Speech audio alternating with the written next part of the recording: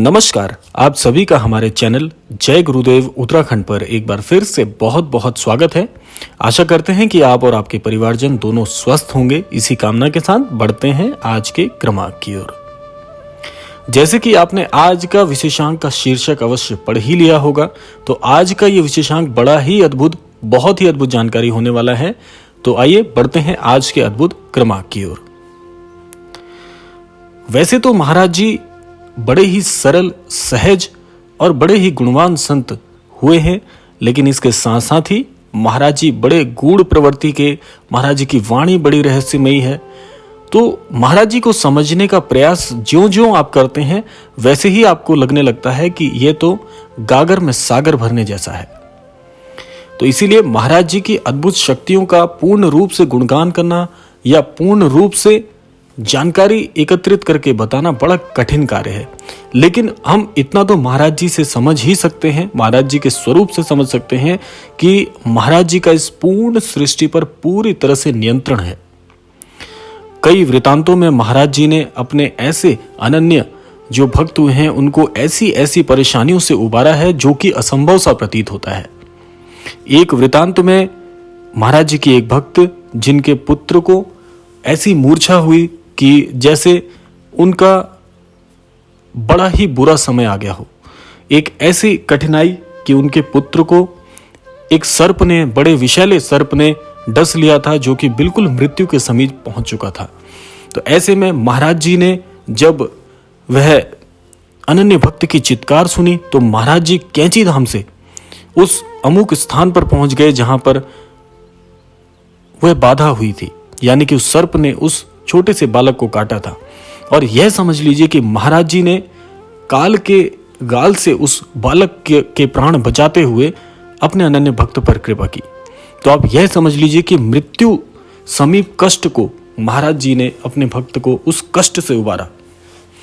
तो महाराज जी का इस सृष्टि पर पूर्ण तरह से नियंत्रण है। आज भी महाराज जी कई ऐसे चमत्कार कर चुके हैं, जैसे कि एक स्थान पर महाराज जी हैं और उसी समय महाराज जी दूसरे स्थान पर हैं, या महाराज जी एक ही समय में दो अलग अलग विभिन्न स्वरूपों में भक्तों को दर्शन दे रहे हैं। एक समय में महाराज जी भारत भूमि में है और उसी समय पर महाराज जी किसी विदेश पाश्चात्य भूमि पर भी हैं। तो महाराज जी को समझना बड़ा कठिन है। आप यह समझ सकते हैं कि जीवन में ऐसा कोई भी कार्य नहीं जो महाराज जी के लिए असंभव है, और महाराज जी अपने अनन्य भक्तों की लाज बचाने के लिए ऐसे असंभव कार्यों को बड़ी सहजता से कर लेते हैं। तो इसीलिए महाराज जी तो चिरंजीवी हैं ही। महाराज जी इस समय भी हो सकता है इस कथा में भी विराजमान हो सकता है आपके समीप भी हो सकता है हमारे समीप भी हो, और सृष्टि के इस कण कण में महाराज जी विद्यमान है। और आप ये कभी भी मत सोचिए कि आप अकेले ही हैं। महाराज जी का जो नियंत्रण है वह कुछ इस प्रकार से है कि एक ही समय में सभी अनन्य दर्शकों के, सभी अनन्य भक्तों के बीच में भी महाराज जी विद्यमान हो सकते हैं।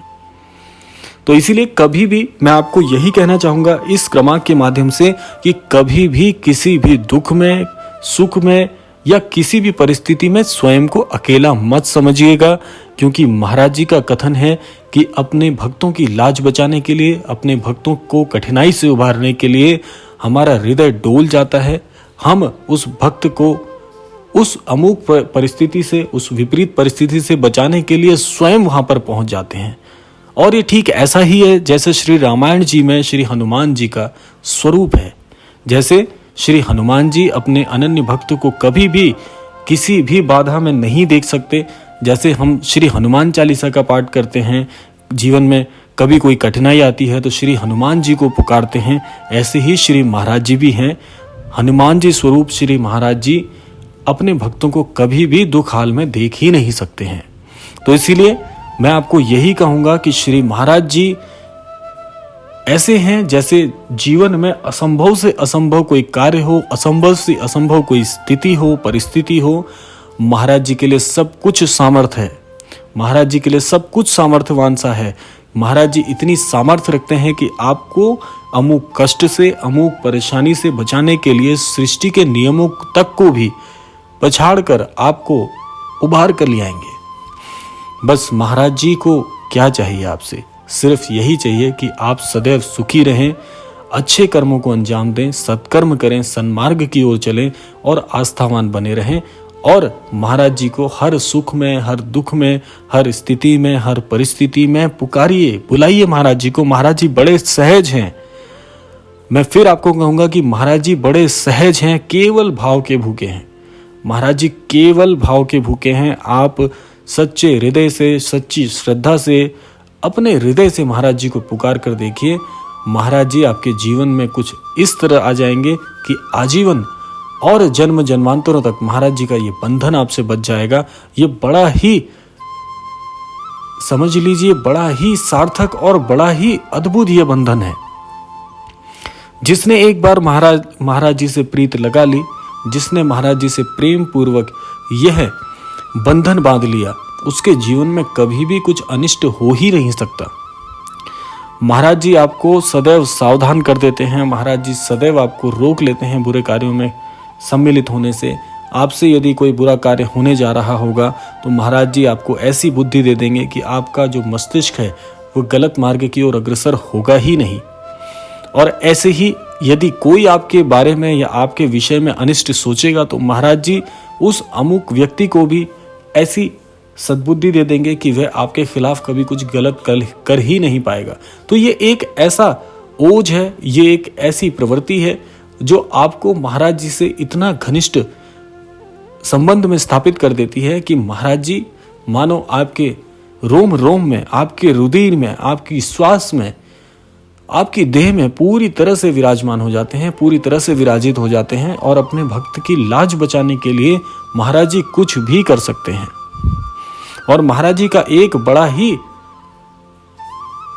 ही अद्भुत कथन है जिसमें महाराज जी कहते हैं कि भले ही हमारा भक्त एक बार हमसे जुड़ जाए और हमसे वह भक्त दूर होना चाहे तो भी भले वह दूर हो जाए, लेकिन हम उसके बाद भी उसका हाथ कभी नहीं छोड़ते, कभी भी उससे दूर नहीं जाते हैं, उसे या उसके लिए कभी अनिष्ट होते हुए नहीं देख सकते हैं। इसके साथ साथ महाराज जी कहते हैं कोई हमारे भक्तों के लिए अनिष्ट सोचता है, भक्तों से जो लोग बैर करते हैं, तो महाराज जी कहते हैं कि वो भी मेरे निज बैरी बन जाते हैं, वो भी मुझसे और मेरे स्वरूप से बैर करने के समान हो जाता है। तो इसीलिए कभी भी मैं आपको हर क्रमांक में यही कहता हूं कि कभी भी घृणा, क्रोध, लोभ आदि कार्यों से दूर रहिए। ये ऐसे विकार हैं जो जीवन में दीमक की तरह आपको खोखला कर देंगे। और एक बार अगर ये विकार जीवन में आ जाए तो आजीवन ये आपके साथ ही बने रहते हैं, ये आपका पीछा नहीं छोड़ते। तो इसलिए जीवन में इन सभी चीजों से, ईर्ष्या, द्वेष, क्रोध, लोभ, काम, इन सब चीजों से दूर रहिए। जीवन में इन विकारों को जीवन में हमेशा के लिए त्याग दीजिए या इनमें लिप्त बिल्कुल मत रहिए और आध्यात्म की ओर बढ़ के देखिए। आप पाएंगे कि आपका जीवन स्वर्ग के समान हो जाएगा। जीवन में कभी भी कोई बुराई आपको छू ही नहीं पाएगी, नकारात्मकता कभी आपके इर्द गिर्द नहीं भटक पाएगी। सकारात्मक जीवन होगा, आध्यात्मपूर्ण जीवन होगा, ईश्वरवान जीवन होगा, आशीर्वाद पूर्ण जीवन होगा और जीवन में कभी किसी चीज की कमी नहीं रहेगी। सदैव आप समाज में एक उदाहरण की तरह स्थापित हो जाएंगे। तो यह है महाराज जी के आशीर्वाद और महाराज जी की शक्तियों का एक छोटा सा सूक्ष्म सा विवरण। आशा करते हैं आज का क्रमांक आपको अवश्य पसंद आया होगा। समय आ गया है विदा लेने का, लेकिन विदा लेने से पूर्व प्रार्थना का समय है। महाराज जी से यही प्रार्थना करूंगा आज इस क्रमांक के द्वारा कि हमारे सभी भक्तों को, हमारे सभी अनन्य दर्शकों को जीवन में आगे बढ़ने के लिए अग्रसर करें, सद्बुद्धि सबको प्रदान करें, सन्मति सबको प्रदान करें और महाराज जी के दर्शन हेतु सभी ललायित हों, आस्थावान बने रहें और सनातन के प्रति उनका रुझान दिन प्रतिदिन बढ़ता रहे। इसी कामना के साथ विदा लेते हैं। मिलते हैं अगले क्रमांक में। तब तक के लिए जय श्री राम, जय गुरुदेव, जय उत्तराखंड।